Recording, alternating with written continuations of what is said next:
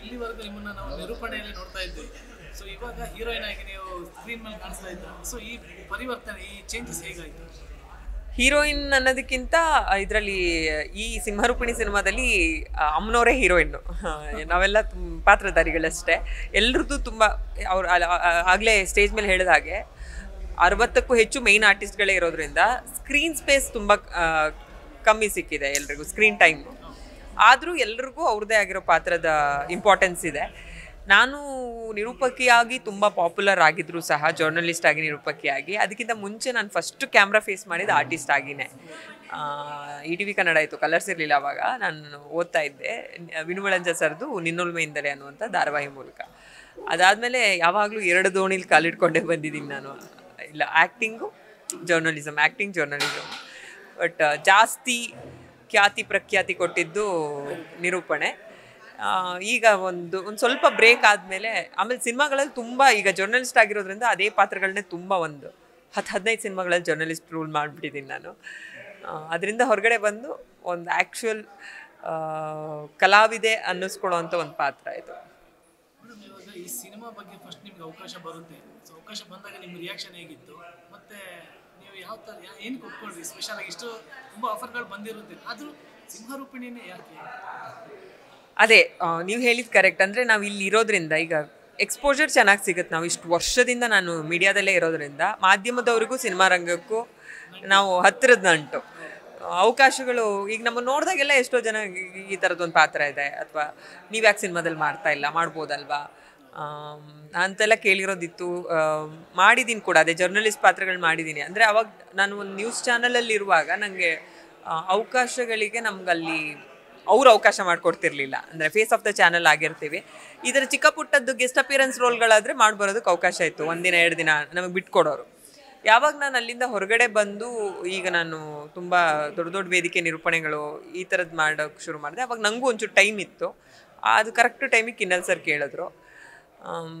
ಒಂದು ಭಯ ಇರುತ್ತೆ ನಮಗೆ, ಈಗ ತುಂಬ ದೊಡ್ಡ ಇಮೇಜ್ ಏನಲ್ಲ ಅಂದ್ರೂ ನಾನು ಒಂದಷ್ಟು ಜನರಿಗೆ ಪರಿಚಯ.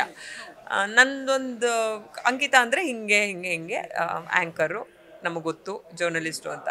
ಹಂಗಿರುವಾಗ ಒಂದು ಪಾತ್ರ ಒಪ್ಕೊಳ್ಳುವಾಗ ನಮ್ಗೆ ಕಾನ್ಷಿಯಸ್ ಆಗಿರ್ತೀವಿ ನಾವು, ಅಂದರೆ ಯಾವ ಥರ ಇರುತ್ತೋ ಏನೋ ಅಂತ. ಇದೇನಂದರೆ ಅದು ಹೇಳಿದ್ನಲ್ಲ, ನನಗೆಲ್ಲೂ ಕಾನ್ಷಿಯಸ್ ಆಗೋಕ್ಕೆ ಅವಕಾಶ ಇಲ್ಲ. ಅಂಕಿತಂಗೆ ಹತ್ತಿರ ಆಗಿರೋ ಪಾತ್ರ, ಅಲ್ಲೂ ಗೌಡ್ರ ಮಗಳು. ದಿನೇಶ್ ಮಂಗಳೂರು ಸರ್ ನನ್ನ ಅಪ್ಪನ ಪಾತ್ರ ಮಾಡಿದ್ದಾರೆ. ಹಳ್ಳಿ ಹುಡುಗಿ, ತುಂಬ ಇನ್ನೋಸೆಂಟು, ಲಂಗ ದಾವಣಿಲಿ ಇರ್ತಾಳೆ, ಚೂಡಿದಾರಲ್ಲಿ ಇರ್ತಾಳೆ, ಅವಳಿಗೊಂದು ಲವ್ ಕನೆಕ್ಷನ್ ಇರುತ್ತೆ. ಆ ಥರದ್ದು ಒಂದು ಪಾತ್ರ, ತುಂಬ ಸಾಫ್ಟ್ ಕ್ಯಾರೆಕ್ಟರ್. ಹಾಗಾಗಿ ಧೈರ್ಯವಾಗಿ, ಅದರಲ್ಲೂ ಕಿನ್ನಲ್ ರಾಜ್ ಸರ್ ನನಗೆ ಫೇವ್ರೆಟ್. ಅವ್ರು ಬರೆದಿರೋ ಎಲ್ಲ ಹಾಡುಗಳು ಸೂಪರ್ ಡೂಪರ್ ಹಿಟ್ಟು, KGF ಇಂದ ಹಿಡಿದು ಸಲಾರ್ವರೆಗೂ. ಅವ್ರು ಬಂದು ಕೇಳಿದಾಗ ಓಕೆ ಏನೋ ಇರಬಹುದು ಅಂತ. ಆಮೇಲೆ ಒಂದು 50% ನಾನು ಪಾತ್ರ ಕೇಳಿ ಒಪ್ಕೊಂಡಿದ್ದೆ. ಬಂಗಾರದ ಗೊಂಬೆ ಅಂತ ಒಂದು ಹಾಡು ಬರೆದಿದ್ದಾರೆ ಅವರೇ ಈ ಸಿನಿಮಾಗೆ. ಆ ಹಾಡು ಆಲ್ರೆಡಿ ಬರೆದಾಗಿತ್ತು. ಅವರು ಬರೆದಾದ್ಮೇಲೆ ನಂಗೆ ಅಪ್ರೋಚ್ ಮಾಡಿದ್ದು. ಆ ಹಾಡು ಕೇಳಿಸಿದ್ರು ನನಗೆ. ಆವಾಗ ಈಗ ನಿಮಗೂ ಒಂದು ಕರಿಯರಲ್ಲಿ ಈ ಥರದ್ದೊಂದು ಹಾಡು ಸಿಗುತ್ತೆ ಅಂದರೆ, ಎಂತೆಂಥ ದೊಡ್ಡ ದೊಡ್ಡ ಕಲಾವಿದರಿಗೆ ಬರೆದಿದ್ದಾರೆ. ಸೊ ಓಕೆ, ಈ ಸಿನಿಮಾ ಒಪ್ಕೊಂಡ್ರೆ ನನಗೆ ಲಾಭನೇ ಹೊರತು ಲಾಸ್ ಏನೂ ಇಲ್ಲ ಅಂತ.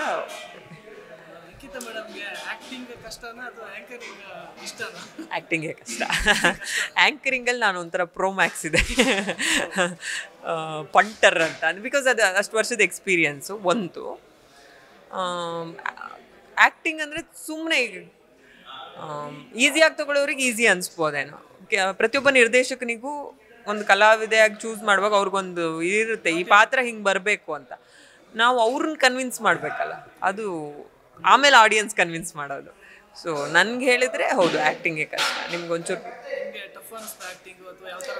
ಇದು ಜಾಸ್ತಿ ಟಫ್ ಅನಿಸಿಲ್ಲ. ಮೋಸ್ಟ್ಲಿ ದೇವಿ ಪಾತ್ರ ಮಾಡಿರೋರಿಗೆ ಅಥವಾ ದೇವಿ ಆವಾಹನೆ ಆಗೋ ಪಾತ್ರ ಆ ಥರದವರಿಗೆ ಹೌದು, ನನಗೆ ಅನ್ನಿಸ್ತು ಈ ಥರ ಪಾತ್ರಗಳು ಹೆಂಗೆ ನಿಭಾಯಿಸಿದ್ದಾರೆ ಅಂತ.